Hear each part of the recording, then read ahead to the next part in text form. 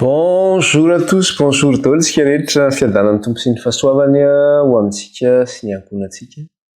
Izany ombantsika amin'ny fiainantsika andavanandro, na miditra na mivoaka, na mitsangana na mitoetra, amin'izay toerana misy atsika, amin'ny asa aman-draharahantsika, amin'ny fivelomantsika, amin'ny fianarana izay ataontsika, ary isaoran'Andriamanitra ny zavatra rehetra ihany koa ny amin'izay misy eo amin'ny fiainantsika, ny amin'ny hoe fitadiavana asa sy ny tsy fahasalamana, ary dia apetratsika mbavaka izany mba hitantanan'ny tompontsika ihany koa sy hombany antsika amin'ny fiainantsika izany.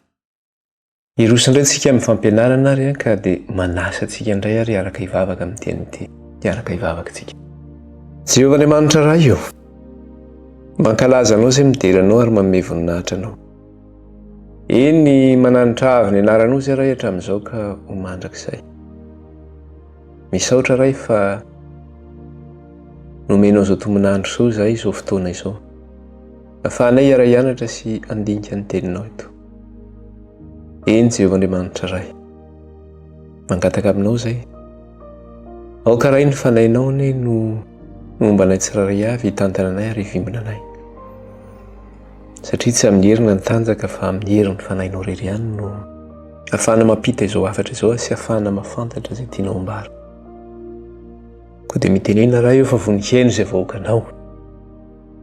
Eny Andriamanitra iray, saronay mbavaka eto ao no misy tsy salama mihaino izao fampianarana izao. Misy aretina maro samihafa. Ao ny aretina andolava, ao ny aretina tratra, ny areti-po, ao ny vahiratsy, ao ny areti-kibo, ny fibrome, ao ny kansera, na ny sida ihany koa.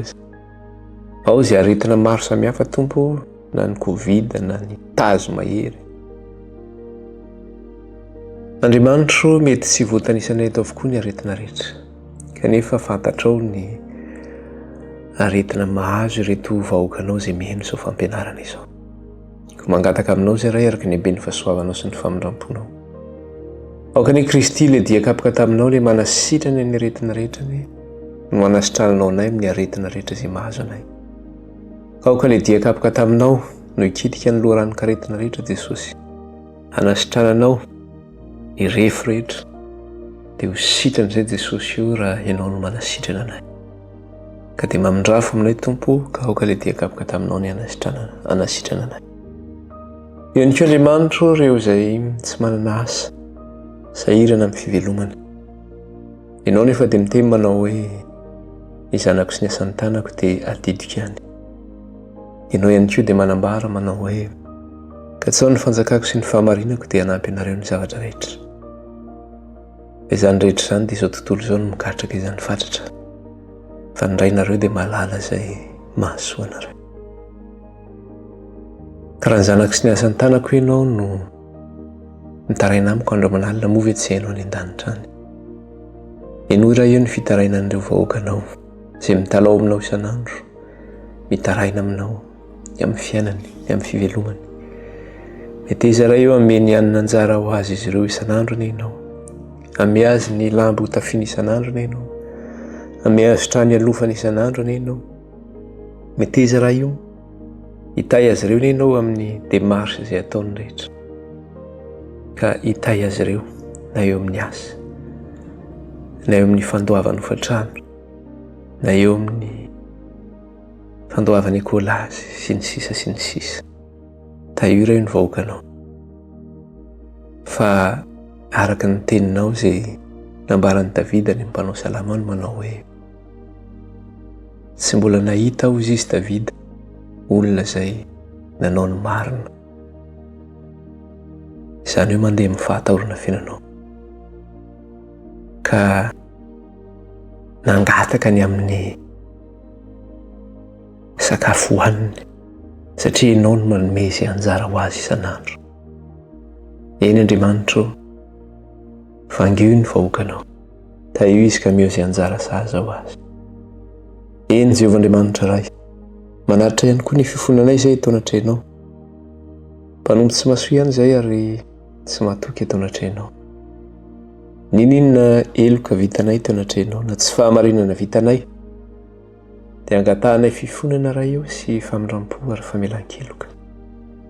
Dia amin'izay izay tenitemy foana mivoaka amin'ny vavanay, dia amin'izay izay kizitina, dia amin'izay izay mora tezitra, dia amin'izay izay mora miady aman'olona io, dia amin'izay izay maivava, dia amin'izay izay tia mananganangan-tanana io mikasy tanana.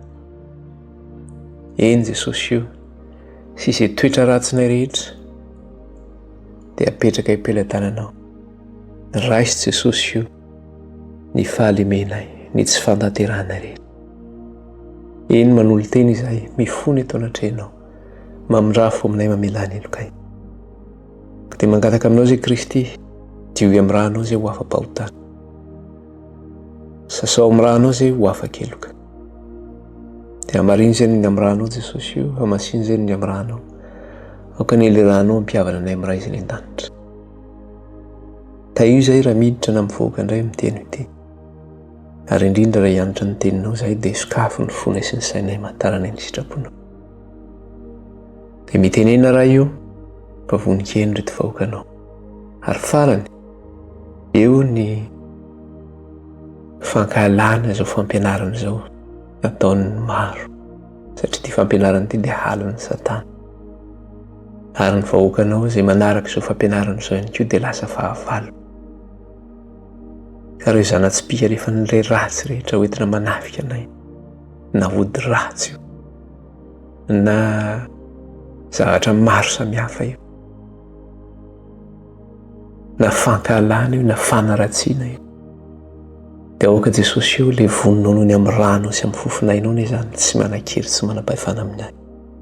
Ka izay asan'ny devoly hoentina manafika anay, dia ilay vonina noho ny amin'ny rano Kristy sy amin'ny fofonainy tsy mananjara, tsy manam-pahefana aminay. Lasa ny afo mandevina Satana sy ny asany rehetra ny amin'ny rano Kristy sy amin'ny fofonainy, ny anaran'i Jesosy.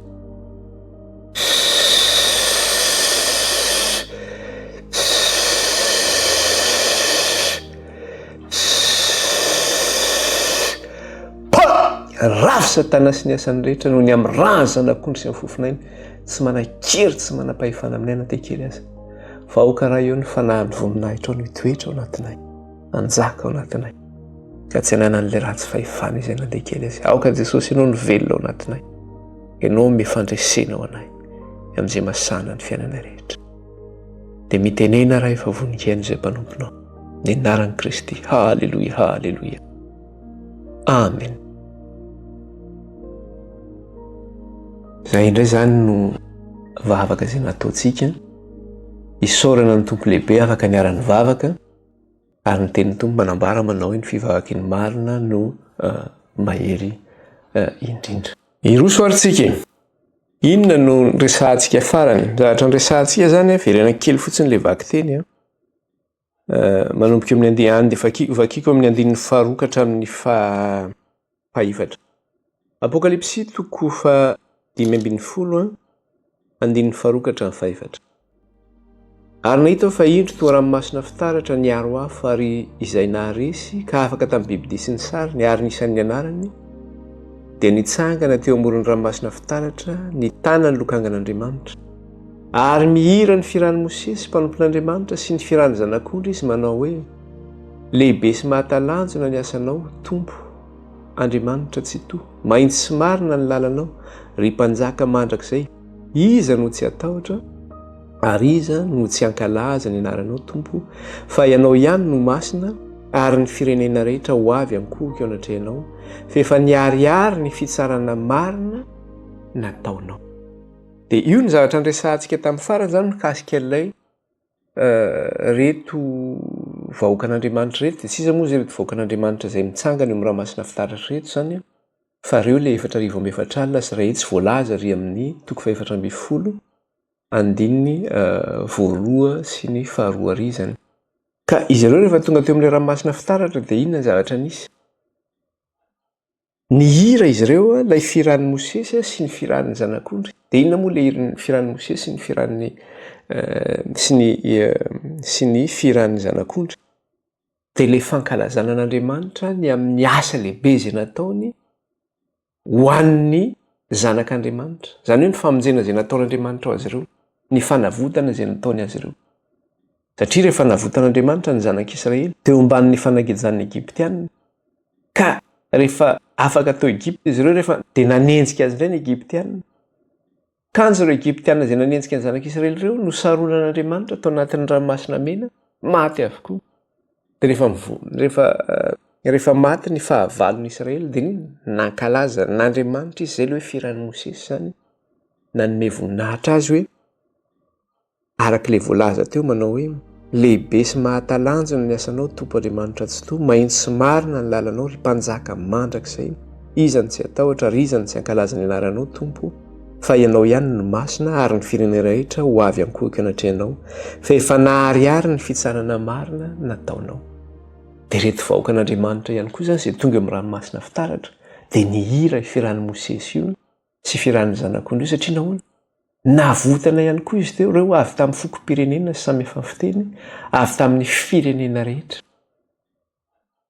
Navotana eo ambanin'ny fahefana izy teo ambanin'ny fahefan'ny bibidia, satria afaka tamin'inona izy ireo? Afaka tamin'ny sarin'ny bibidia izy ireo. Eo amin'ny 1:2 izy miteny amin'izay manao hoe ary nahita fa indro toa ranomasina fitaratra miaro afo ary izay naharesy ka afaka tamin'ny bibidia sy ny sariny sy nisan'ny anarany dia nitsangana teo amoron'ny ranomasina fitaratra ny tana ny lokangan'Andriamanitra. Zany hoe izay naharesy, satria nisy ady tao zany tamin'ny bibidia, tamin'ny sarin'ny bibidia, tamin'ny marikany bibidia.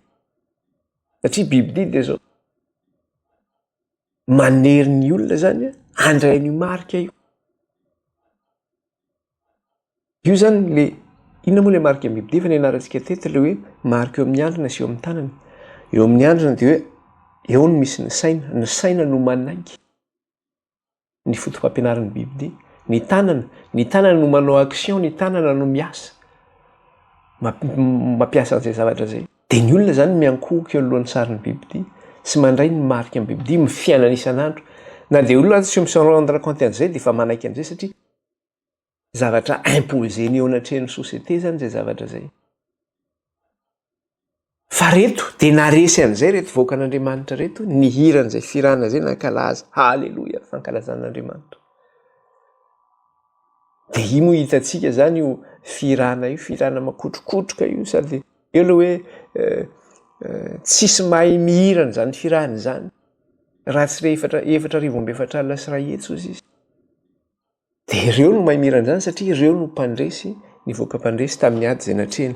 Inona indray ny vaky teny manaraka eo raha vakintsika ny 5 dia izao ny vaky teny amin'ny anaran'i Jesosy.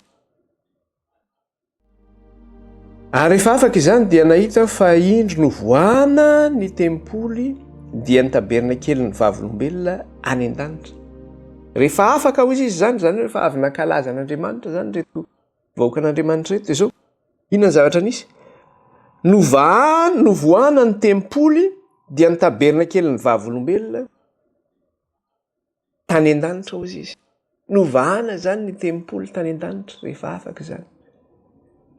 Dia tenenina izy tsy hoe novahana fotsiny ny tempoly, dia ny tabernakelyn'ny vavolombelona any an-danitra. Ny tabernakelyn'ny vavolombelona any an-danitra. Zany hoe tempoly any an-danitra io zany dia ao zany no misy n'inona? No misy ny vavolombelona. Inona moa le vavolombelona? Le vavolombelona dia le didy folon'Andriamanitra. Aiza nefa misy an'io didy folon'Andriamanitra io na io vavolombelona io? Dia ao anatin'ny fiaran'ny fanekena no misy an'io. Ary zany fiaran'ny fanekena zany, aiza no misy an'izany fiaran'ny fanekena zany? Ao amin'ny efitra masina indrindra, ao amin'ny tempoly no misy an'io na ao amin'ny tabernakely. Ao amin'ny efitra masina indrindra ao amin'ny tempoly zany no misy an'izany vavolombelona zany, satria ao no ipetrahan'ny ny fiaran'ny fanekena. Aiza nefa ny toerana misy an'ity vavolombelona ity izay resahana eto? Any an-danitra, satria le tempoly any an-danitra no nosokafana zany. Dia hita tao le vavolombelona, le misy le didy folo n'Andriamanitra. Io fiaran'ny fanekena izay midiny didy folo io nefa io no zavatra katsahan'ny arkéology indrindra eto ambonin'ity tany ity. Rehefa mijery an'ireny émission ireny ianao mikasika an'ireny documentaire mitady miresaka momba ny resaka arkéolojia zany dia mitady an'izany hoe arche de l'alliance zany zareo na hoe fiaran'ny fanekena zany hoe aizary ny misy an'izy io satria tamin'ny fotoana naharavan'ny Jerosalema zany dia tsy hitatsony ny nisy an'izany fiaran'ny fanekena zany dia nitedavina hatramin'izao aizany misy ny fiaran'ny fanekena tsy hita any no misy ny tenin'ny vavolombelona zavatra hita nefa zao rehefa nosokafana le tenimpolo tany an-danitra dia hita tao le vavolombelona na le didy folo zay misy zay ao anatin'ilay fiaran'ny fanekena izany marihana fa io didy folo io no anton'ny fanenjehana na maivay teto ambonin'ity tany ity satria ireo vahoaka an'Andriamanitra zay mitadina ny didin'Andriamanitra sy manana sy mitana finoanan'i Jesosy dia voenjika noho izany vavolombelona izany. Aiza nefa ny toerana misy ilay vavolombelona any an-danitra ao anatin'ny tempolo. Ny dikan'izany dia zao reraka zany ireo mpandrava didy folo reraka ihany izy ireo. Mandrava an'izany didy folo zany, mandany izany didy folo zany, indrindrandrindra moa ny sabata. Satria ny sabata dia fongorina mihitsy. Moa tsisy fitandremana ny sabata zany intsony. Satria efa mandray le marika ny bibidia daholo ny olona. Inona moa le marika ny bibidia? Ny andro alahady ny marika ny bibidia. Efa miakohaka amin'ny andro alahady daholo ny mpivavaka rehetra. Fa ny sabata dia fongorana hatramin'ny burin sy ny sisa. Ka ireo zany zay pomba ny andro alahady dia zao. Raha mijery an'io vavolombelona hita any an-danitra io dia very hevitra ihany ireo zany. Ny sasatra foana ireo zany. Ary eo anatin'ny famenarana ireo. Satria le teny vavolombelona dia tsy hanampiana, tsy hanalana any an-danitra ao amin'ny fitoerana masina indrindra, ao amin'ny tempolo any an-danitra no misy ilay vavolombelona. Ankehitriny ary dia zao misintona antsika indray zany ilay bokin'ny Apokalipsy amin'ilay anjely fito. Satria rehefa nisokatra ilay tempolo tany an-danitra dia inona ny zavatra hita teo? Nivoaka avy teo amin'ny tempoly ilay anjely fito. Nivoaka avy teo amin'ny tempoly ilay anjely fito. Manina izy nivoaka avy teo amin'ny tempoly vakintsika indray ary tohizantsika ilay vaky teny. Dia ahoana izy? Andininy fahenina ary ny anjely fito izay nanana ny loza fito dia nivoaka avy teo amin'ny tempoly ary niravaka vato soa madio sy mamirapiratra izy sady nisikina fisonginam-bolamena teo amin'ny tratrany. Averiko ilay vaky teny. Ary ny anjely fito izay manana loza fito dia nivoaka avy teo amin'ny tempoly ary niravaka vato soa madio sy mamirapiratra izy sady nisikina fisonginam-bolamena teo amin'ny tratrany. Hitany Jaona zany izy ireo nivoaka ny tempoly. Ary ahoana no nahitany Jaona anazy? Nahitany Jaona anazy dia zao niendrika nahitany Jaona anazy. Niravaka vato soa madio izy sy mamirapiratra sady nisikina fisonginam-bolamena teo amin'ny tratrany. Izay zany ny akanjo nanaovany reto anjely fito reto. Misy zavatra mampametra-panontaniana. Io akanjo anaovan'izy ireo izay maninona? Miravaka vato soa madio sy mamirapiratra ary fisonginam-bolamena eny amin'ny tratrany. Akanjona mpisorona be nge zany akanjo zany. Ny mpisorona be no manao an'io akanjo anaovany io. Nefa zany eto amin'reto anjely nahitana le vato soa niravahan'izy ireo zay misy fisonginam-bolamena eny amin'ny tratrany. Ny zavatra fantatsika nefa dia zao iza ihany no mpisorona be any an-danitra? Jesosy Kristy irery ihany no mpisorona be to. Nahoana nefa le anjely fito no miravaka le vato soa sy fisonginam-bolamena eny amin'ny tratrany? Zany hoe symbolika zany io sary aseho amintsika io mikasika ilay anjely fito miravaka le fisonginam-bolamena eny amin'ny tratrany. Zavatra hoe symbolika zany ny zavatra resahany. Satria ny mpisorona be ihany no manao an'io akanjo. Jerentsika kely amin'ny Exodosy hoe ahitantsika ilay izy hoe ny mpisorona be no manao an'io fitafiana io. Aty amin'ny Exodosy 7:20 no jerentsika. Exodosy 7:20 no jerentsika. Dia vakintsika ny andininy faharoa.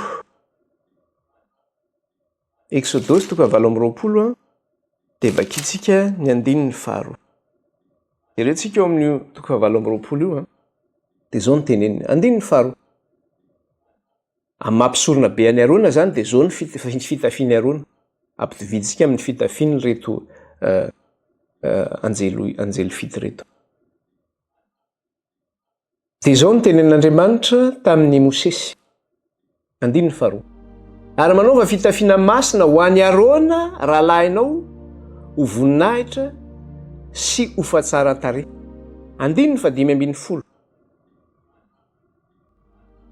ary manaova sarotratra fitsarana ka asan'ny mpanenina mahay no nanaovana ny efôda no anaovana ho azy volamena sy manga sy volomparasy sy mena sy rongony fotsy madinika voasina no anaovana ho azy.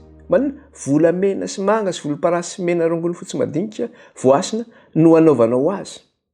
Dia eo amin'ilay tapany voalohany izy manao hoe manaova sarotratra fitsarana 9:20 ka hatramin'ny 20 ho efajoro miforotra roa izy. Leo mitratrany zany io. Ho efajoro miforotra roa io. Ho efajoro miforotra roa izy. Ary urainjey avy amin'ny lafiny efatra. Ary asio vato alatsaka antranontranony izy dia vato efatra andalana. Ny andalany voalohany dia carnelis topaza ary emerald. Ny andalany faharoa dia robina safira sy onyx. Ny andalany fahatelo dia opala sy agata sy ametista. Ary ny andalany fahaefatra dia chrysolite sy berila ary jaspi. Ary asio ranjam-bolamena ny fitoerany avy. Zany hoe eo zany ilay fitafiana eo amin'ny tratran'ny mpisorona be zany ho asitsika sara eto dia mba hitantsika an'izy ohatry ny ahoana moa zany fitafiany mpisorona be zany fa amin'ny teny frantsay spectoral no ilazany anazy zany. Zany hoe fisikinam-bolamena moa izy zany dia zavatra carré ohatry zao zany le izy dia misy fitoerana misy rangena vato anankiefatra mifandimby zany eo. Dia ny rangena vato efatra mifandimby zany maneho ny zanak'Israely iny zany satria nisan'ireo vato ireo zany vato 12 dia misy karazana vato kristaly samihafa zany izy ireo. Dia misy anao volamena zany amin'ny sisiny efatra iny dia misy tady volamena mifatotra amin'iny mamatotra le tratrany zany. Dia toizantsika le vaky teny eo ihany eo amin'ny 9:20 dia ahoana izy ary ny vato dia alaharo araky ny zanak'Israely dia 12 araky ny anarany ary soratra tony amin'ny fanomboaka se ho amin'ny firenena 12 araky ny anarany avy. Zany eo amin'ilay vato zany dia misy anarany zanak'Israely tsirairay avy eo amin'ilay vato. Dia izy moa ireo zanak'Israely fa manomboka hatrany amin'ny Robena zany ka hatrany amin'ny Benjamina izany. 9:20 ka hatramin'ny 4:20 dia toy izany le izy. Ary eo amin'ny sarotratra asio olam-bolamena tsara mifanolana toy ny tady. Ary manaova vava volamena roa eo amin'ny sarotratra ary ny vava vola roa dia ataovy amin'ny zorony roa ambony amin'ny sarotratra. Eo zany le anio metranana anazy miaraka amin'le tady miaraka le nresantsika teo izany. 9:20 ary Arona hitondra ny anaran'ny zanak'Israely eo amin'ny sarotratra fitsarana manolotra ny fony raha miditra eo amin'ny fitoerana masina izy mba ho fahatsiarovana mandrika riva eo anatrehan'i Jehova.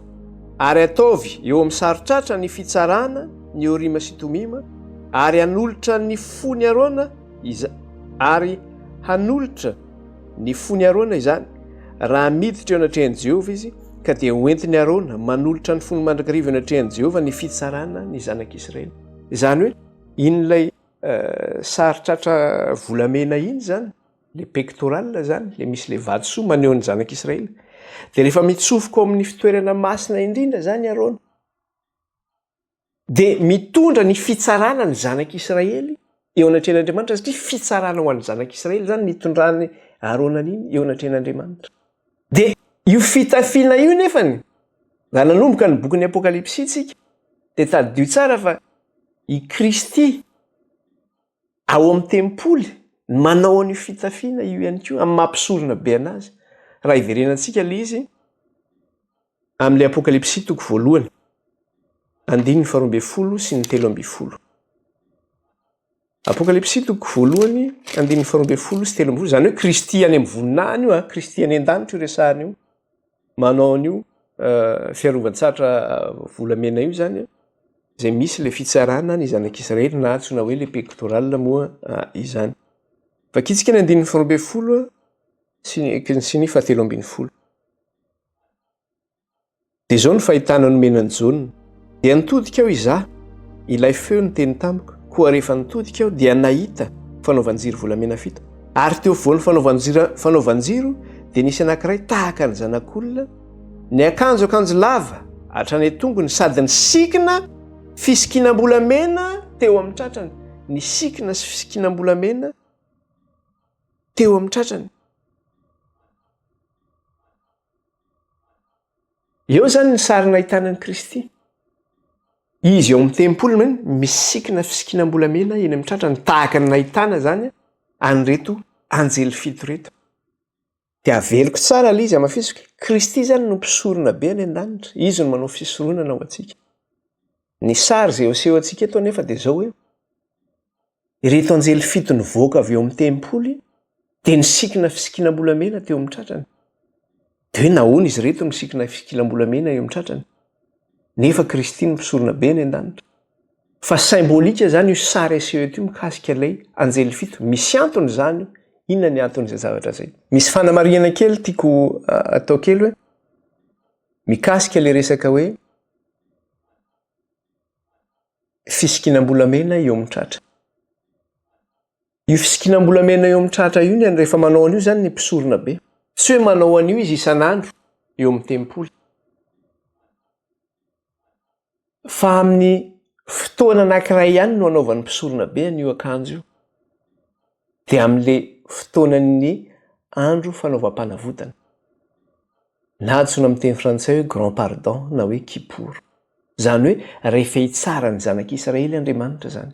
Dia amin'ny fotoana io ihany ny mpisorona be no manao an'io fisikinam-bolamena eo amin'ny tratrany io. Zany hoe rehefa hitsara zany ny zanak'Israely. Ary rehefa manao an'io akanjo io izy amin'ny fotoanan'le andro ny fanaovam-panavotana dia zao indray mandeha isan-taona izy no manao an'izay. Fa tsy hoe manao an'izay matetika. Levitikos toko 4:12. Levitikos toko 4:12 ny 2. Eo ny ahitantsika ilay izy hoe indray mandeha isan-taona zany le mpisorona be no manao an'io akanjo io. Dia izay no mahatonga le voalaza eto. Raha voamarikitsika tsara ilay izy hoe maninona le tempoly no nisokatra eo amin'ny Apokalipsy. Satria amin'ny fotoana izay sokafan'ilay tempoly misy ny vavolombelona, aiza no misy ny vavolombelona ao amin'ny fitoerana masina indrindra.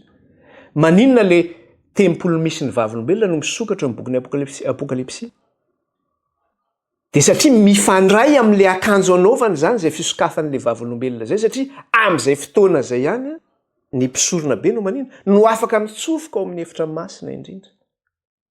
Misy antony zany le fisokafan'ny tempoly atika teo fa tsy hoe misokatra fotsiny dia hoe hita tao ny vavolombelona dia zay. Fa ny antony zany ny fisokafan'ilay tempoly misy ny vavolombelona tany an-danitra.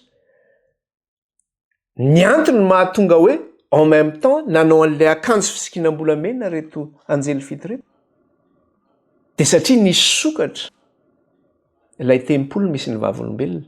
Amin'io fotoana io amin'ny périodina ihany izy io no misokatra, amin'ny fotoanan'ny fitsarana ihany io no misokatra. Zay indray mandeha isan-taona eo amin'ny zanak'Israely.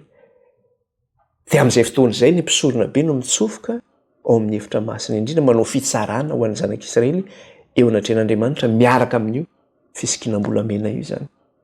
Dia vakitsika ilay izy ao anatin'ny soratra masina ahitantsika ilay izy hoe tsy mahazo mitsofoka matetika eo iaroana fa indray mandeha isan-taona ihany izy no mitsofoka ao manao ny fitsarana ny zanak'Israely na ny taranany izay mandimby azy izany.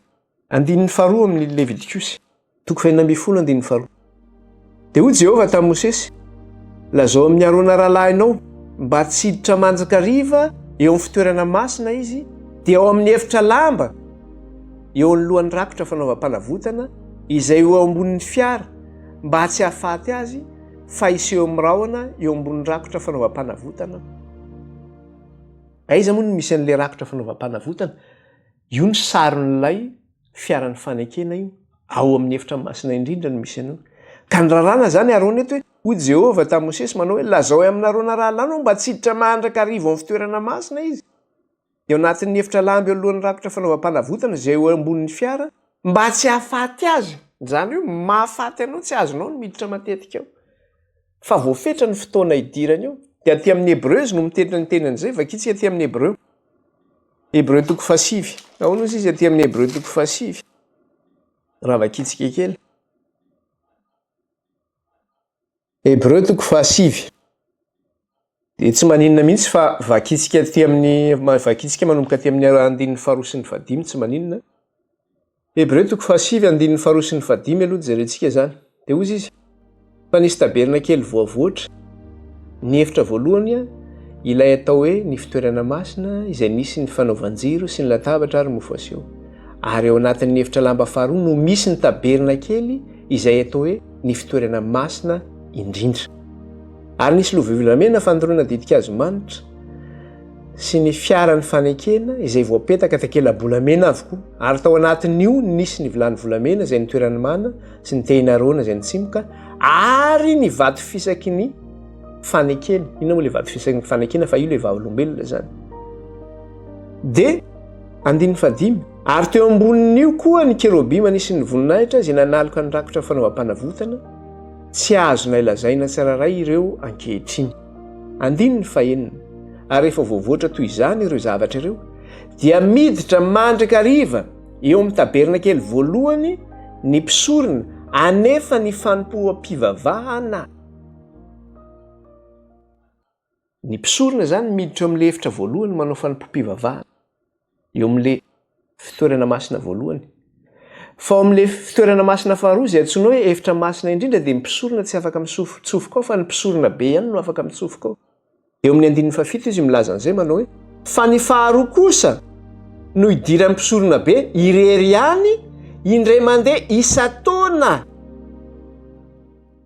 ajanontsika eo fa ny faharoa kosa idiran'ny mpisorona be irery ihany indray mandeha isa-taona zany hoe indray mandeha isa-taona ihany zany no mpisorona be no afaka mitsofoka ao amin'ny efitra masina indrindra io zay misy ny fiaran'ny fanekena misy ny vavolombelona dia maninona izy mitsofoka indray mandeha isa-taona ao satria manao fanavota ho an'ny zanak'Israely izy mitondra ny fitsarana ny zanak'Israely eo anatrehan'Andriamanitra izay mahatonga azy hoe misikina ilay fisikinam-bolamena eo amin'ny tratrany dia ary amin'ny Levitikos izy dia tenenina izy hoe rehefa mitsofoka ao amin'ny fitoerana masina indrindra arao nozy izy dia manao le fitafiana masina ka io le fitafiana masina izay anaovany zany misy an'ilay fisikinam-bolamena izay eo amin'ny tratrany io verenantsika kely izy aty amin'ny Levitikos aty vetivety fotsiny Levitikos toko 4:10 verenantsika kely dia ny andininy fahatelo sy ny fahefatra tapany voalohany izay mikasika eo rehefa mitsofoka ao amin'ny fitoerana masina indrindra izy dia manao ny fitafiana masina io zany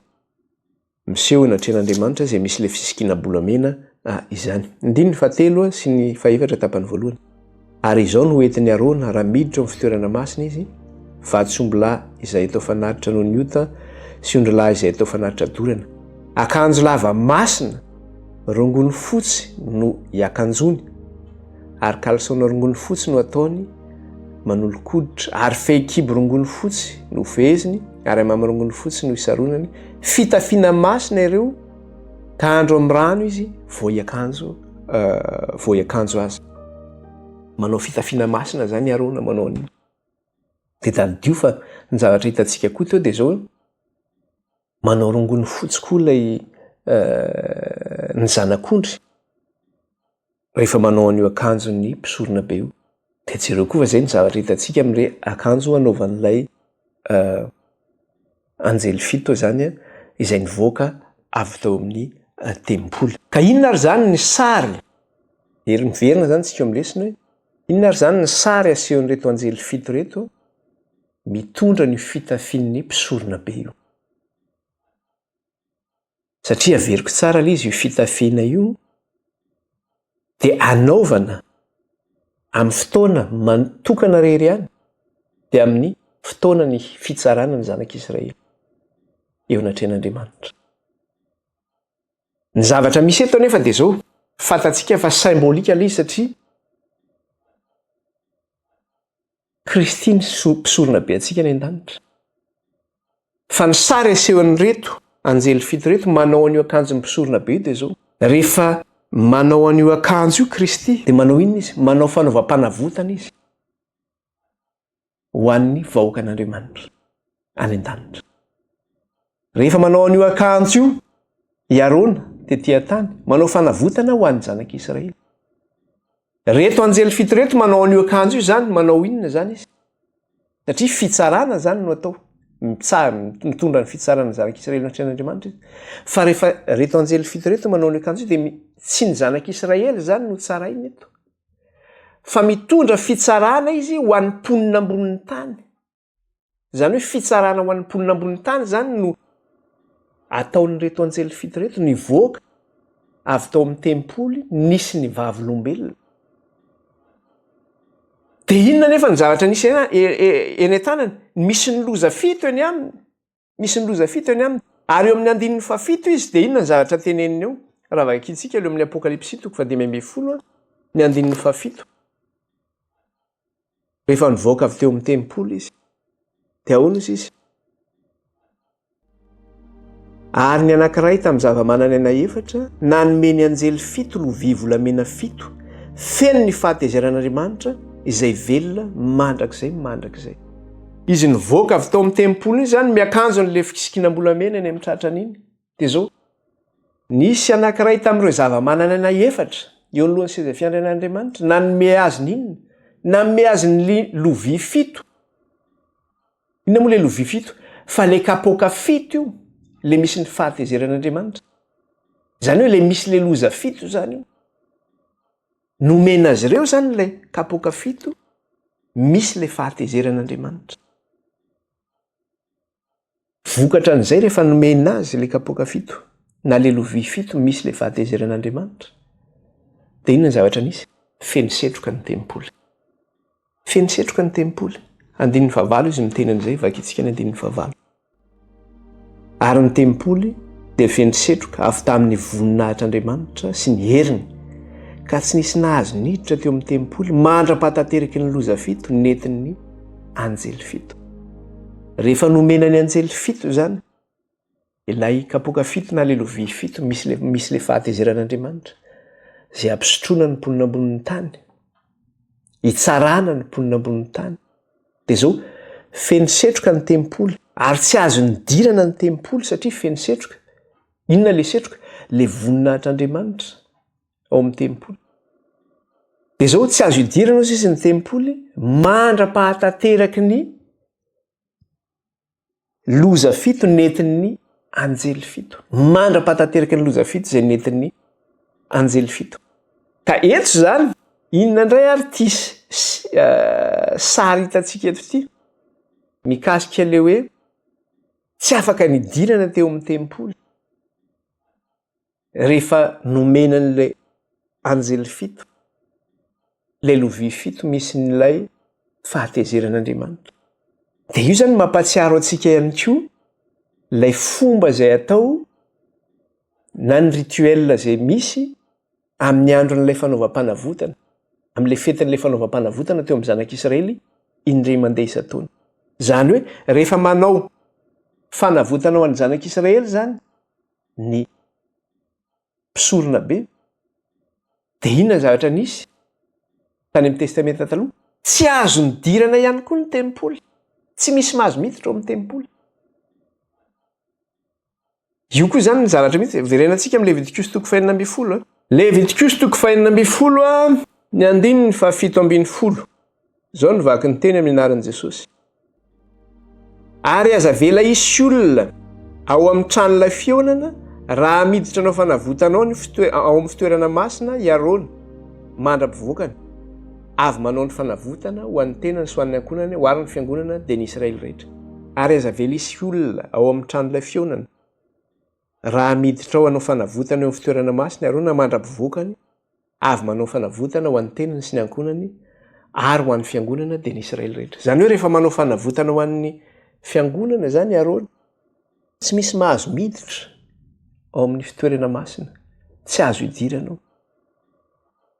Dia ohatr'izay koa amin'ny fotoanan'ny fanaterana fanatitra, fanaterana didika azo manitra eo anatrehan'Andriamanitra. Rehefa manao an'izay koa mpisorona zany ho an'ny zanak'Israely hoe manatitra, satria le didika azo manitra iny zany vavaka zay sandrany mpisorona ho an'ny zanak'Israely eo anatrehan'Andriamanitra. Dia rehefa manatitra an'izay didika azo manitra eo anatrehan'Andriamanitra zay iny koa mpisorona dia manao le mpisorona rery ihany no amin'ilay fitoerana masina. Raha tsisy mahazo miditra eo zany fa ny vahoaka ny velany miandry. Dia miandry ny vahoaka manao hoe Andriamanitra ve namaly vavaka Andriamanitra? Andriamanitra ve namindra fo? Jerentsika kely aty amin'ny Luka aty izy miresaka an'izay. Luka toko voalohany.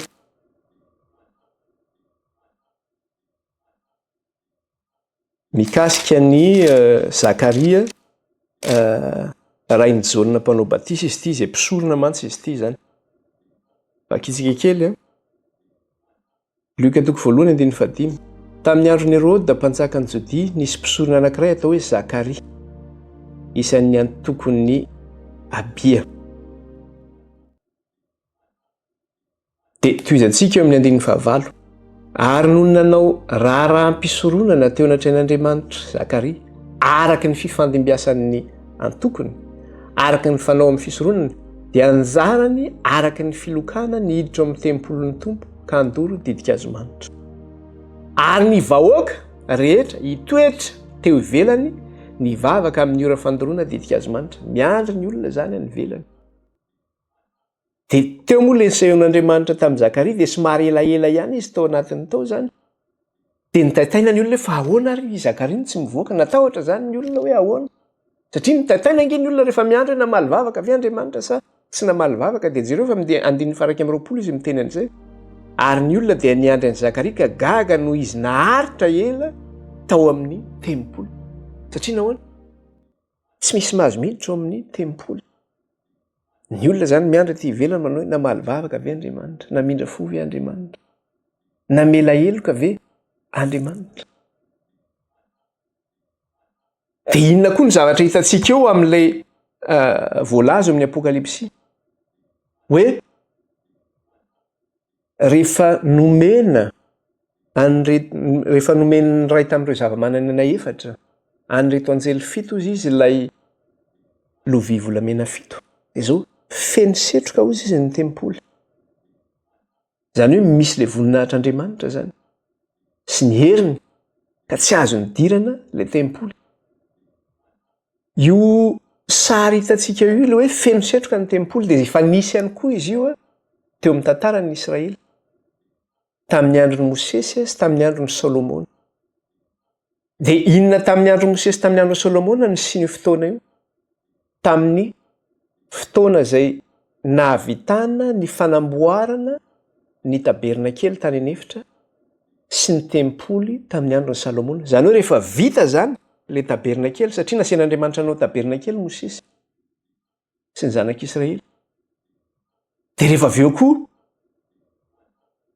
nasian'Andriamanitra nanao tempoly koa i Salomona tamin'ny androny. Dia rehefa vita zany le tabernakely tany anefitra sy ilay tempoly tamin'ny andron'ny Salomona, dia inona zavatra nisy? Feno setroka ihany koa le tempoly sy ilay tabernakely tamin'ny nahavitan'ny tempoly sy ny tabernakely. Satria le voninahitry Jehova no nitoetra tao amin'ilay tempoly sy tao amin'ny tabernakely ka tsy azo nidirana ny tempoly na le tabernakely. Jerentsika kely ange aty amin'ny mpanjaka voalohany tamin'ny andron'ny Salomona, ty amin'ny mpanjaka voalohany. Toko 9 dia ny 10 ka hatramin'ny 11. Mpanjaka voalohany toko 9 ny 10 ka hatramin'ny 11. Ary noho ny voaka avy tao amin'ny fitoerana masina ny mpisorona dia nameny ny tranon'i Jehova ny rahona, ka tsy nahajanona hanao fanompoam-pivavahana ny mpisorona noho ny rahona, satria ny voninahitry Jehova nameno ny tranon'i Jehova. Ny voninahitry Jehova nameno ny tranon'i Jehova.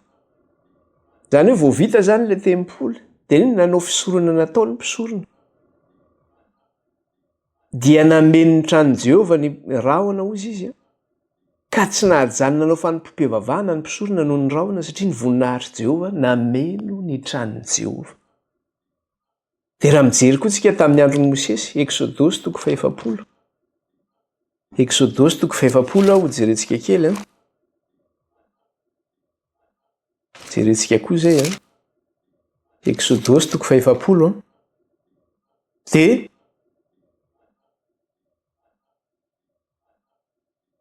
vakisika ny 7:30 aloha. Ahoana hozy izy? Manao hoe ary natsangany koa ny kianja manodidina ny tabernakely sy ny altara, ary ny vavahady lamba dia nataony teo amin'ny vavahadin'ny kianja, dia vitan'i Mosesy ny asa rehetra. Ary ny rahona nanarina ny tranon'ilay fionana, ary ny voninahitry Jehova nameno ny tabernakely. Ny rahona hozy izy nanarina ny tranon'ilay fionana, ary ny voninahitry Jehova nameno ny tabernakely. Ary Mosesy tsy nahazo niditra teo amin'ny tranon'ilay fionana satria ny rahona nitoetra teo amboniny, ary ny voninahitry Jehova nameno ny tabernakely. Eo zany dia hitantsika ihany koa ilay izy. Vao vita zany ny fanamboarana ilay araka hitantsika teo, nanamboarana ny tempoly tamin'ny andron'i Salomona sy nanamboarana ny tabernakely tany anefitra tamin'ny andron'i Mosesy. Dia zao feno rahona nameno an'ilay tempoly, ary ny voninahitry Jehova no nameno azy. Ka tsy afaka niditra tao zany, na mpisorona io na Mosesy io tsy afaka niditra tao amin'ny tempoly, tao amin'ny tabernakely, tsisy afaka niditra zany tao. Ka ilay voninahitry Jehova zany eto aseho an'ilay inona? Aseho an'ilay rahona zany izay mameno an'ilay tempoly na mameno an'ilay tabernakely. Io ilay hoe setroka, lazaina hoe setroka moa zany hoe feno setroka ny tempoly, ilay rahona zany io. Ka ilay voninahitry Jehova zany ny aseho an'ity rahona ity eo amin'ilay tempoly. Dia inona ary ny zavatra hitantsika eto? Dia zao hoe le fanatrehan'ilay voninahitry Jehova io zany eo amin'ny tempoly izay aseho an'ilay rahona, dia maneho ny fahavitan'ny fanamboarana ny fitoerana masina. Averiko tsara. Zava-dehibe ny zavatra resahako eto. Le fanatrehan'i Jehova eo amin'ny tempoly na eo amin'ny tabernakely amin'ny alalan'ilay rahona dia maneho any fahataperan'ny fanamboarana ny fitoerana masina. Satria any amin'ny Exodosy izy dia izay mihitsy no lazainy anazy. Verentsika kely amin'ny Exodosy. Ahoana izy? Exodosy 7, andininy 7:30. Inona ny zavatra resahany eo? Andininy 7:30. Ary natsangany koa ny kianja manodidina ny tabernakely sy ny altara, ary ny vavahady lamba dia nataony teo amin'ny vavahadin'ny kianja. Zany hoe ilay kianjan'ny tempoly zany, kianjan'ny tabernakely zany. Dia ahoana izy? Dia vitan'i Mosesy ny asa rehetra. Dia vitan'i Mosesy ny asa rehetra. Amin'ny teny frantsay zao ny ilazany anazy. Ce fut ainsi que Moïse acheva l'ouvrage. Dia vitan'i Mosesy ny asa rehetra. Na hoe Moïse acheva l'ouvrage, hoe vita ny asa rehetra. Averiko tsara ilay izy. Ilay fanatrehan'Andriamanitra zany amin'ny alalan'ilay rahona eo amin'ny tempoly dia maneho zany io ilay fahataperan'ny fanamboarana ny tempoly. Dia hitantsika teo ilay izy tamin'ilay vaky teny teo Mosesy manao hoe rehefa feno setroka ilay tempoly dia inona? Vita ny asa. Rehefa feno setroka ilay tempoly dia vita ny asa. Dia io fomba fiteny io efa henontsika izy io. Nahitantsika izy io tany amin'ny famoronana. Rehefa nanao ny lanitra sy ny tany Andriamanitra. Ka rehefa vitan'ny Andriamanitra ny asa nataony,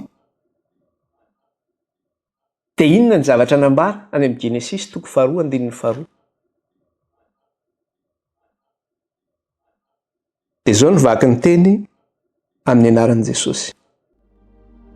Ary tamin'ny andro fahafito dia vitan'Andriamanitra ny asa rehetra nataony, efa nataony, ary dia nitsahatra tamin'ny andro fahafito izy tamin'ny asany rehetra izay efa nataony.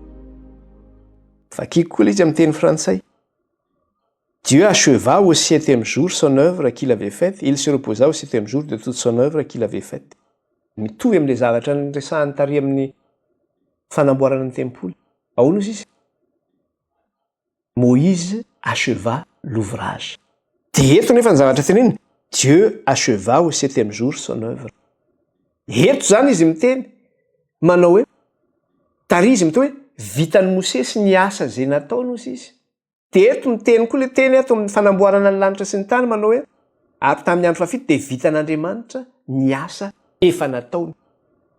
Misy fampitahana zany eto. Eo amin'ny zanak'Israely, rehefa vita ny tempoly na ny fitoerana masina, mitoetra eo ilay voninahitry Jehovah, dia maneho an'iliny zay vita ny asa zay nataony tamin'ny nanamboarana ny tempoly. Eto nefany, rehefa nomena ilay anjely 7, ilay kapoaka volamena, misy ny fahatezeran'Andriamanitra. Dia zao, feno setroka ny tempoly, maneho ilay voninahitr'Andriamanitra sy ny heriny. Maneho inona zany zay? Maneho ihany koa zany zay hoe, vita! Inona ny tapitra eto? Tsy fanamboarana ny tempoly ny tapitra eto,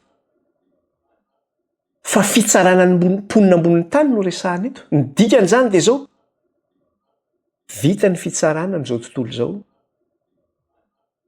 Tapitra koa ny tantaran'ny zavatra misy rehetra manerana n'izao tontolo izao.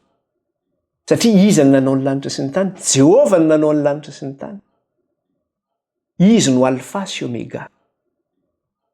Tonga ny famaranana ihany koa.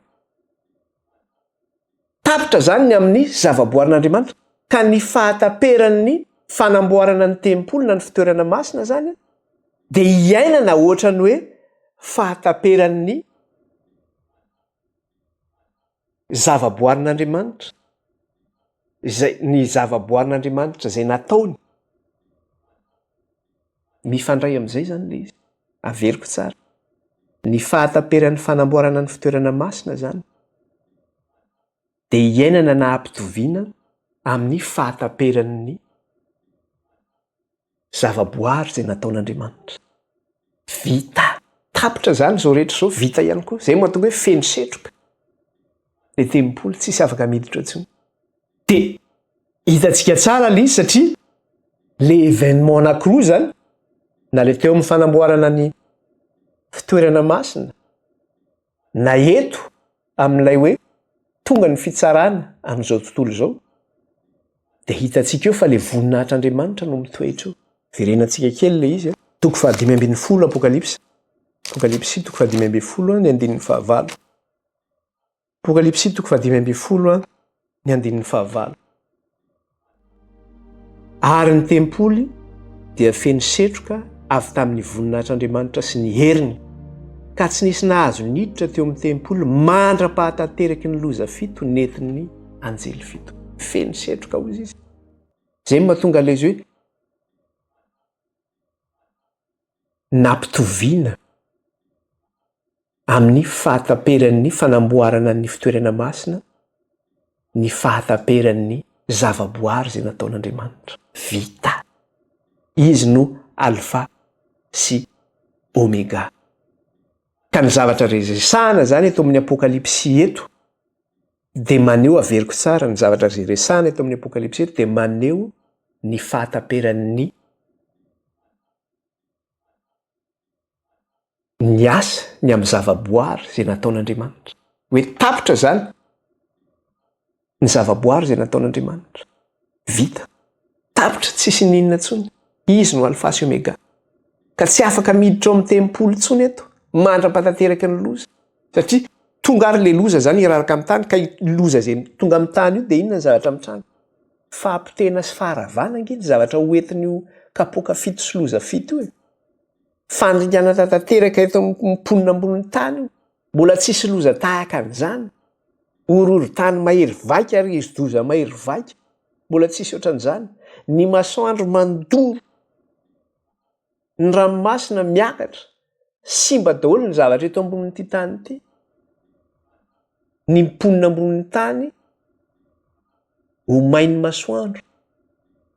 Isy avandra ilatsaka avy any an-danitra milanja efapolo kilao na 10 kilao tsy ho zakazakainy zany hoe tsisy lozam-bola ohatr'izany zany hoe ny fahataperan'izao tontolo izao ny zavatra resahana eto zany ny fandringanana eto zay mahatonga hoe feno setroka ny tempolo vita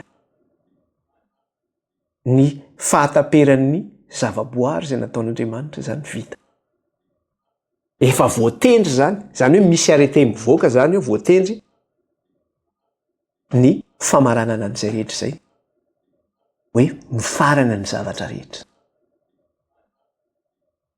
ka bon tapitra ny fotoanantsika tsy ary ho lava resaka fa ho toizantsika amin'ny lesona manaraka indray zay zavatra izay na dia mangitikitika antsika dia ahoana zany ny tohany fa ho resantsika manaraka indray zay vavakantsika hisaotra an'Andriamanitra ary Jehovah-Andriamanitra raha io mankalaza anao zay midery anao ary manome voninahitra anao